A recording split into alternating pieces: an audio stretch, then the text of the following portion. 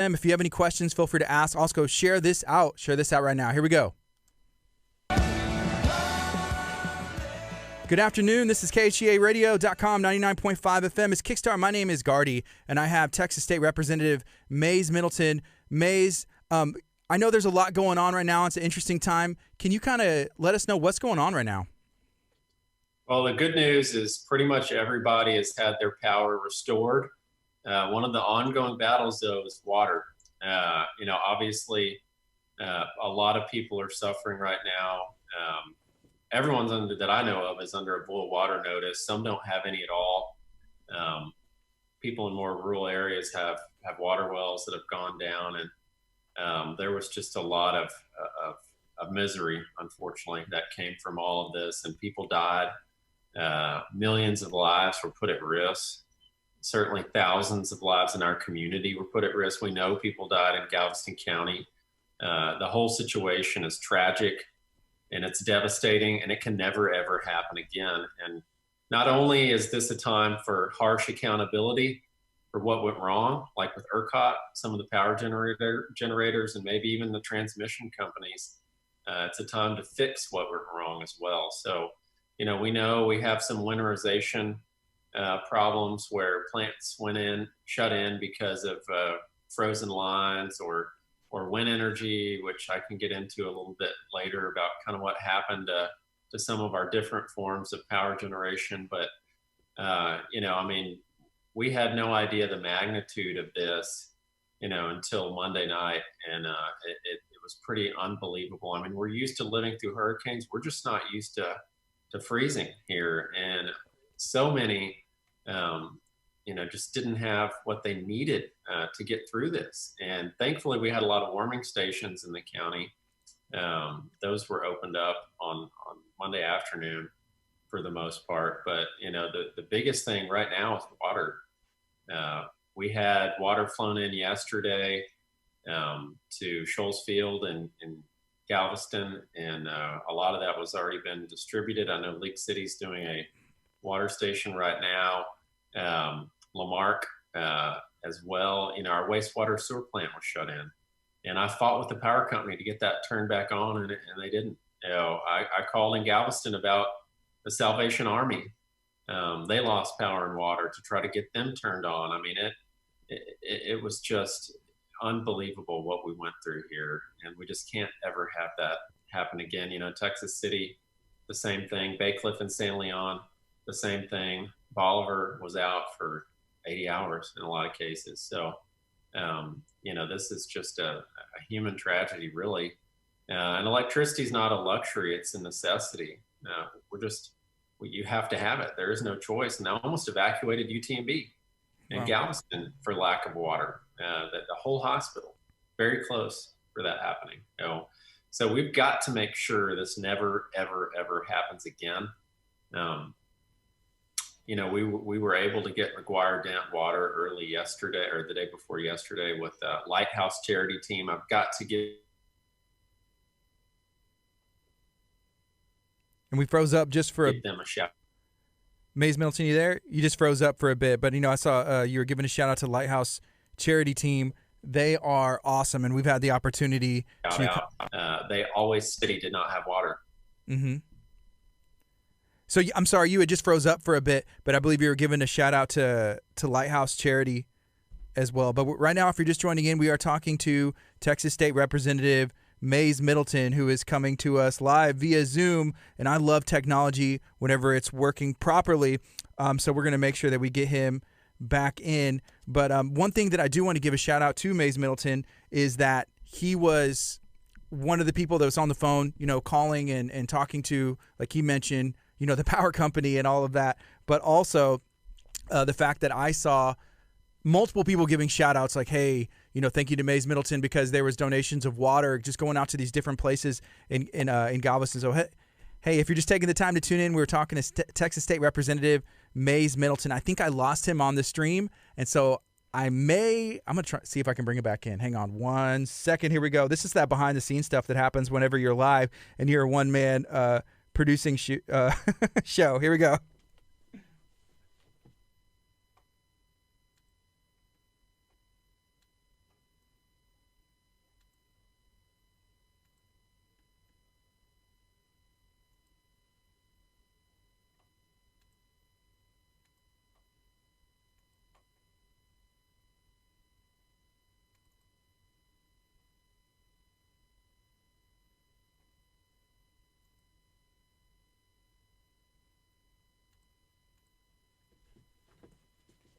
And I've never had to do that before, so y'all can see, hey, Kathy, how's it going? And I probably should have just started a new stream, but this will be interesting to see how that goes. And if we can get him back on, here he comes right now.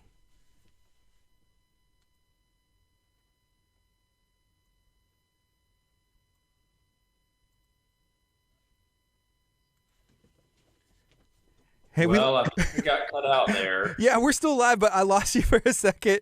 But I'm going to bring you back in, and I know you were giving a shout out to Lighthouse, and so it looks like we got you back now. So what happened with Lighthouse?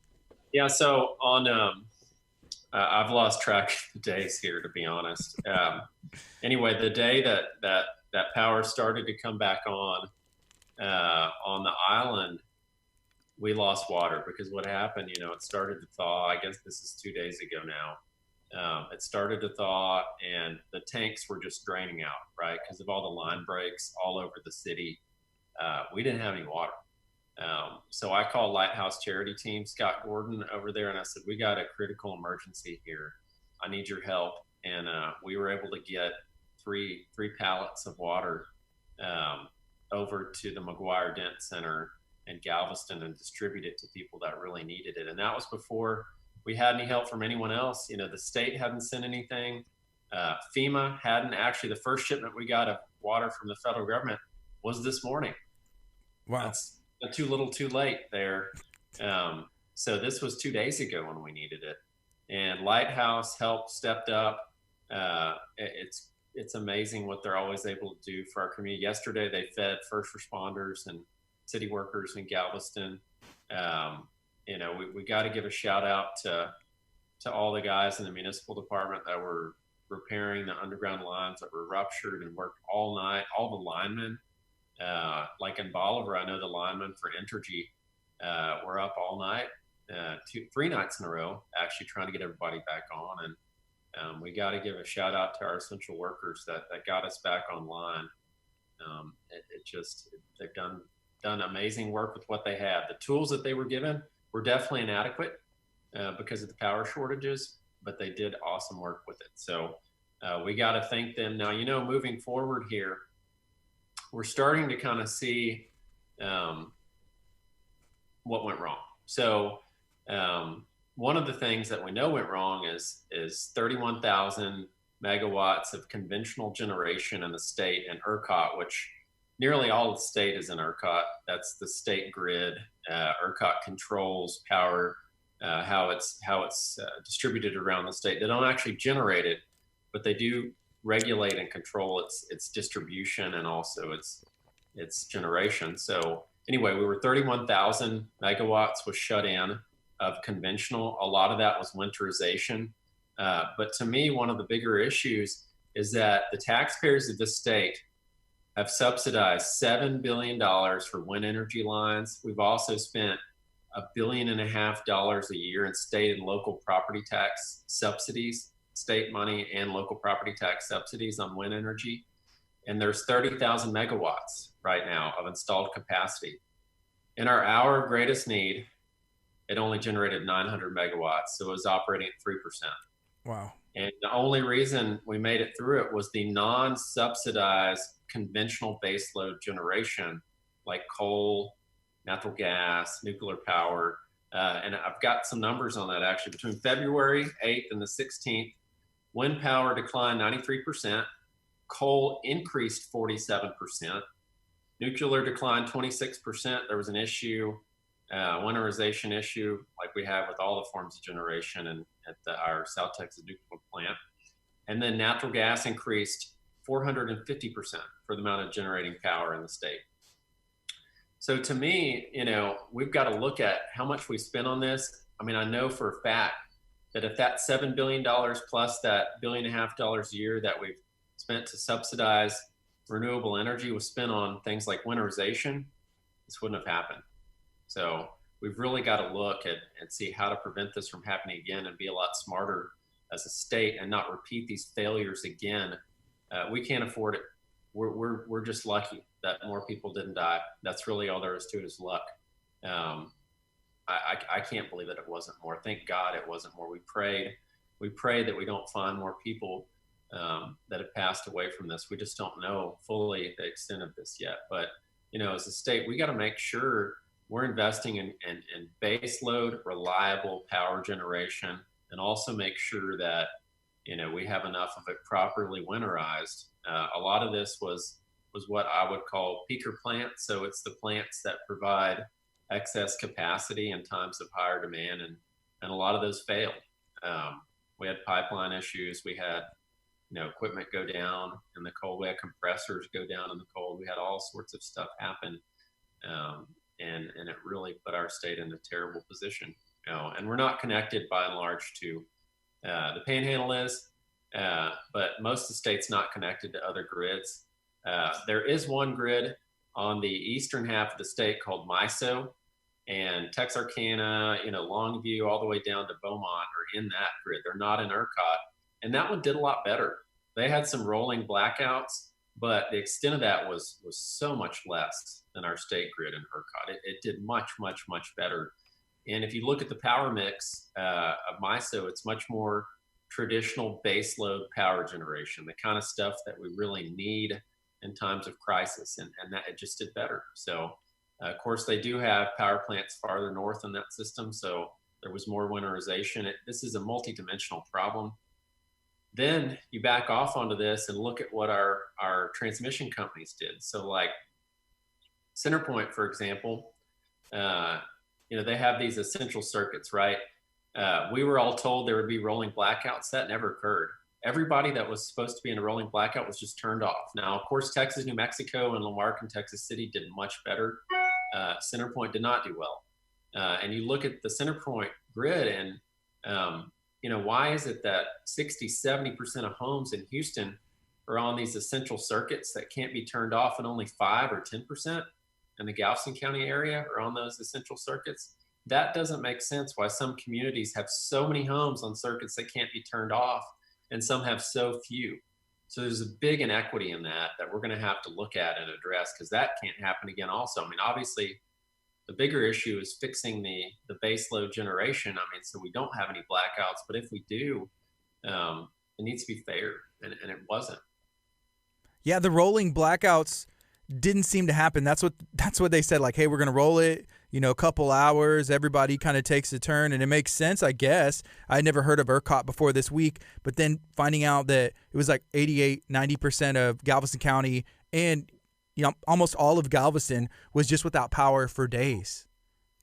So the breakdown in communication was just either they were lying, they didn't know how to do it, and then there's a lot of finger pointing between ERCOT and the power companies.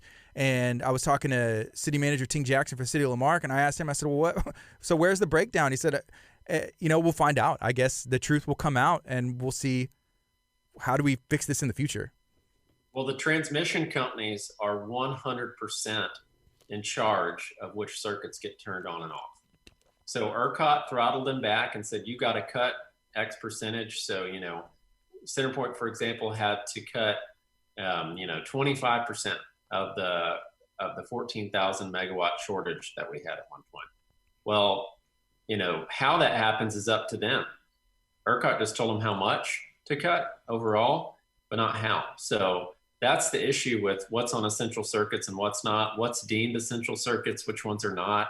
There are just a lot of problems with that, and we better get this fixed. I mean, we live in Hurricane Alley down here on the Gulf Coast, and obviously every house is essential. Every individual is essential. We have to make sure that we protect everybody in this, but at the same time, if something bad happens, it's got to be dealt with in a fair way. So what's the solution, besides the transmission companies, now, hey, being more transparent and actually doing the rolling blackouts? In the future, what do we need to invest in to make sure that we have the proper equipment so that way we can have enough energy? Right. We need winterization, obviously. That's a big one. But we really need reliable baseload power generation. And we know, like with those percentages I talked about earlier, that the traditional forms of power generation, coal, natural gas, if those had declined the same percentage as wind, so wind was only operating at 3%, none of us would have had power. we all would have failed. There would have been nothing. The state grid would have been totally down. So clearly, I mean, we know when the rubber hits the road, what works and what will make it happen and what will deliver in a reliable way. We know that. So that's what we need to invest in. So why was there such a difference between like Harris County and Galveston County as far as like percentages of people that were just without power? That one we don't know. I asked Centerpoint over and over. Texas, New Mexico did better than Centerpoint did on that front. They actually, for quite a while, they were doing rolling blackouts, and they didn't shut people in as long as Centerpoint did. But they never gave me an acceptable answer. It's how they engineer their circuits, and that's what we're going to have to work on fixing. It's just not right that you would have so many homes on circuits that don't ever get turned off, and they say they can't turn off in Harris County, and then we have so few on those same essential circuits in Galveston County. I mean, you're talking 100% in some communities. I mean, Bay Cliff, San Leon, 100%. Galveston Island, 95%. Lake City was about 70, 80% shut down, and the only reason that number is that good is because some Lake City is in Texas, New Mexico. So Centerpoint really shut down almost 90% of the homes in Galveston County.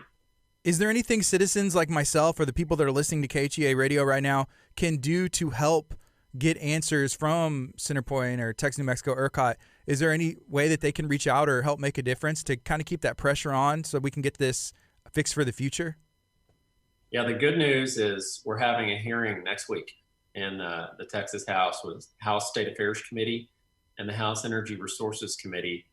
We need answers. We also need solutions. So we're going to call ERCOT and the transmission companies and everybody else that had any role in this before the committee and get our answers. And then we'll come up with solutions. I mean, we already know what some of the solutions are. It's fairly obvious.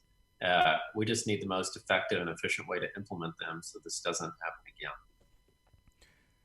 again. Thank you so much for taking some time and talking with me today and kind of giving us some answers and being very transparent. Is there anything else you would like to share today on KHEA?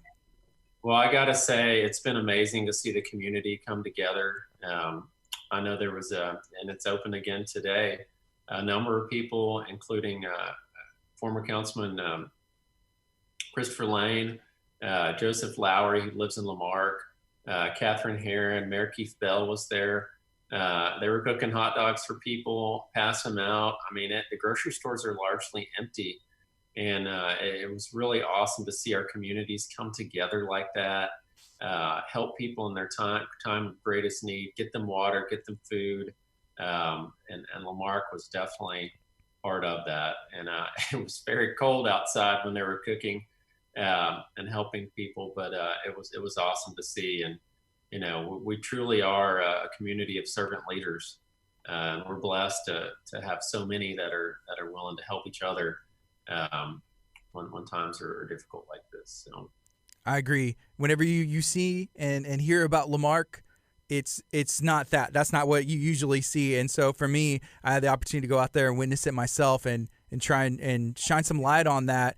Because at the end of the day, that's all we have is our community. They took power away, but what I saw was stories of people opening their homes. You need water, people stepping up and doing what they can because we are, it's kind of cheesy. It's like, we're stronger together, but we are. It's like, that's what we have, our relationships, friendships. You can pull everything away, but you still have your family and friends and always Galveston County checking and calling and opening their homes and donating water, and Joseph Lowry and the mayor and everybody else out there. I love to see it. So thank you, Representative Middleton. I appreciate everything that you've done and making time to come and chat with me today.